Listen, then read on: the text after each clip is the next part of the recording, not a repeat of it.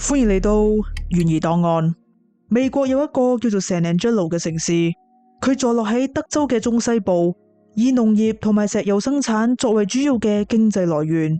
1988年，一位老婆婆因為身體唔舒服而到醫院求醫，並意外揭露咗一單連環謀殺案。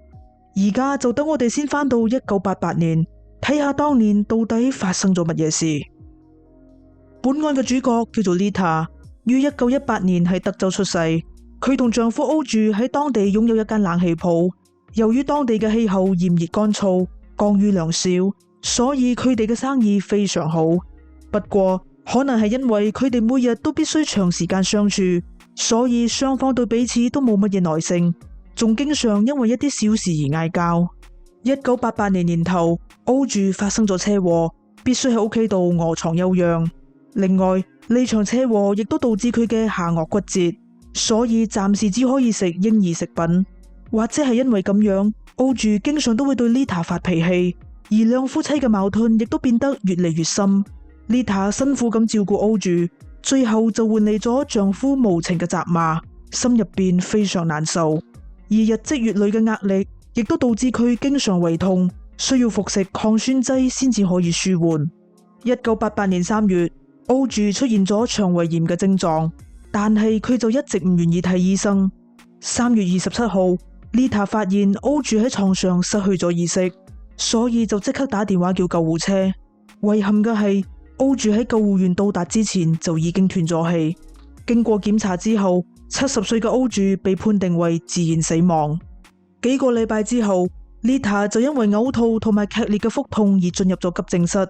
當時醫生確診Lita 有嚴重嘅胃潰瘍，導致胃部大量出血，所以就即刻幫佢輸咗2包血。經過幾日嘅治療之後，Lita 就被批准出院啦。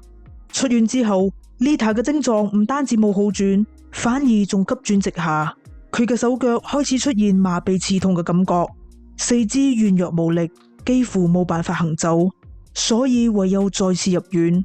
呢一次，醫生幫 Lita 進行咗一系列詳細嘅檢查，包括毒理檢測。報告顯示 Lita 嘅體內含有比致命劑量高出3倍嘅砷毒。砷亦即係砒霜，佢無色無味，但係毒性就非常強。醫院為咗搞清楚 Lita 中毒嘅原因，所以就選擇咗報警。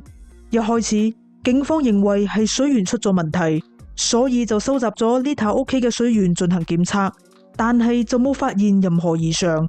跟住警方搜查咗 Lita 嘅屋企，尋找中毒嘅源頭，並喺一支抗酸劑度驗出咗大量嘅砷毒。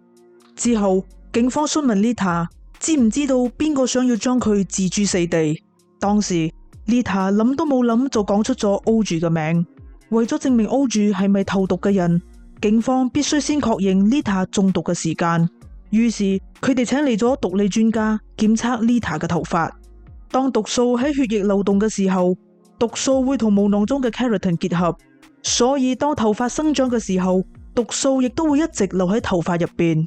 人類嘅頭髮每個月會長大約1個 cm， 咁只要用一小撮嘅頭髮做檢測，就可以得知 Lita 到底係幾時開始俾人投毒噶。檢測結果顯示 Lita 喺過去嘅6個月時間入邊，持續咁俾人少量投毒，直到佢第一次入院之前，劑量先至突然被增加。因為佢嘅身體當時已經慢慢適應咗砷毒，所以先至冇即刻對佢造成致命嘅傷害。不過當劑量被增加嘅時候，O.J. 已經過咗身，所以佢絕對冇可能係投毒嘅人。呢個時候警方懷疑 O.J. 嘅死可能另有內情。喺得到咗 Lita 嘅同意之後，警方決定開棺驗屍。果然不出所料，驗屍報告證實 O.J. 嘅體內亦都有大量嘅砷毒，亦即係話 O.J. 係死於謀殺而非自然。兇手可以神不知鬼不覺咁持續向兩夫妻投毒，講明呢個人一定係佢哋非常信任嘅人。於是警方第一時間就懷疑同兩夫妻同住，但係就冇中毒嘅仔 Ferris。Ferris 係 Lita 同前夫所生嘅仔，佢係一位殘障人士，出入都需要輪椅代步。不過警方考慮到佢嘅身體狀況，唔太可能做到呢件事，所以就排除咗佢嘅嫌疑。呢個時候，一個叫做 Tim 嘅男子進入咗警方嘅視野。根據 Lita 鄰居嘅講法，Tim 經常出入 Lita 嘅屋企，有時仲會喺嗰度過夜。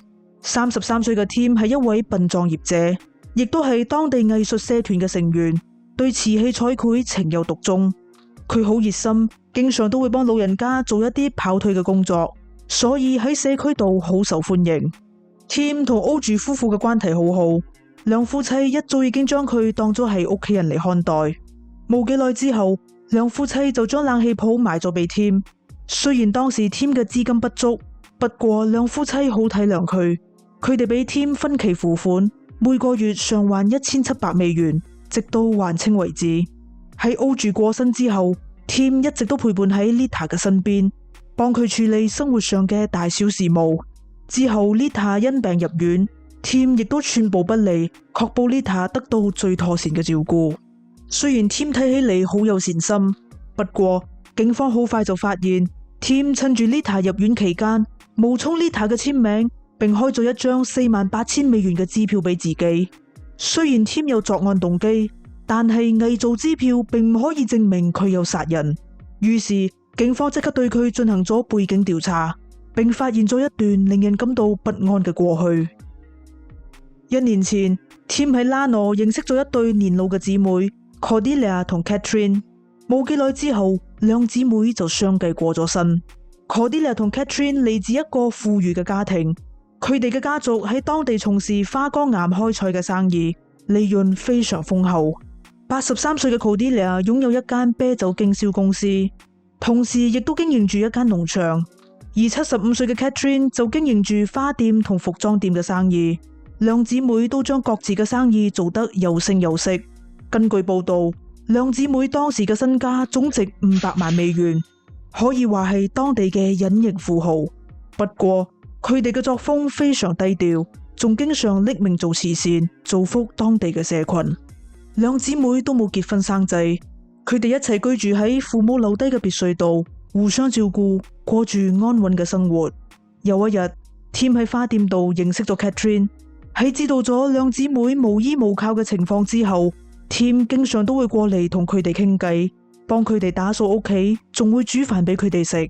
睇住 Tim 無私嘅付出，兩姊妹亦都將佢當咗係屋企人嚟看待，有時仲會俾佢喺屋企度過夜。據稱 Tim 當時曾經向鎮上嘅居民炫耀，表示自己即將會變得好有錢，因為佢相信兩姊妹已經將佢列為遺產繼承人。1988年2月19號 Catherine 喺屋企過身，家姐 Cordelia 亦都喺第二日過咗身。當時佢哋都被判定為自然死亡。處理完兩姊妹嘅身後事之後， Tim 就即刻去到律師樓諮詢遺囑嘅事。呢個時候 Tim 先至知道自己1毫子都冇得到。聽聞佢當時非常失望，並嬲爆爆咁離開咗律師樓。睇到呢度之後，警方懷疑Tim 可能毒殺咗兩姊妹，所以就決定開棺驗屍。但係兩姊妹之前已經簽咗火化同意書，就算佢哋真係死於毒殺，警方而家亦都無從證實。好彩嘅係，一位叫做 Rod 嘅毒理學家並唔願意放棄。由於砷係一種重金屬物質，所以大火並唔可以完全將佢燒到灰飛煙滅。只要有一絲嘅可能性，佢都願意嘗試。皇天不負有心人， Rod 檢測咗兩姊妹嘅骨灰，並喺 Cordelia 嘅骨灰度發現咗大量嘅砷，而 Catherine 嘅檢測結果就冇定論。雖然而家證明咗 Audrey 同兩姊妹都係死於毒殺，但係佢哋仲必須揾到證據證明 Tim 就係投毒嘅人。呢個時候，當地一間雜貨鋪嘅老闆聯絡咗警方，佢表示佢記得 Tim 喺 Audrey 過身之前喺鋪頭度買咗好多支老鼠藥，而砷就係老鼠藥嘅主要成分。與此同時，警方亦都發現 Tim 喺 Catherine 死亡當日冒充佢嘅簽名，開咗一張3萬美元嘅支票俾自己，而兩姊妹嘅火化同意書亦都係 Tim 無簽噶。佢以為幾千度嘅高溫可以將所有嘅證據燒成灰燼，但係天網恢恢，疏而不漏，佢最終都係被警方逮捕咗。警方推斷 Tim 喺認識兩姊妹嘅第一日開始，就對佢哋嘅遺產虎視眈眈，當佢知道兩姊妹有意將佢列為遺產繼承人嘅時候，佢就持續喺兩姊妹嘅食物度落毒，直到佢哋過身。不過，兩姊妹最終都係改變咗主意，冇俾 Tim 喺遺產度得到一分錢。於是 Tim 就將目標轉移到 O.G 夫婦嘅身上。佢得到咗冷氣鋪，但係又唔想還錢，所以就決定故技重施，將兩夫妻毒死。Tim 非常了解兩夫妻嘅生活習慣，又經常負責幫佢哋買雜貨，所以佢淨係喺 O.G 嘅嬰兒食品同埋 Lita 嘅抗酸劑度落毒。咁亦都解釋咗點解 Lita 個仔並冇中毒。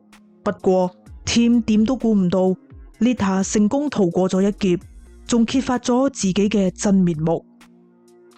1989年4月 Tim 因為謀殺 O.G 被判終身監禁，並因為企圖謀殺 Lita 同埋偽造支票，分別獲刑20年同10年。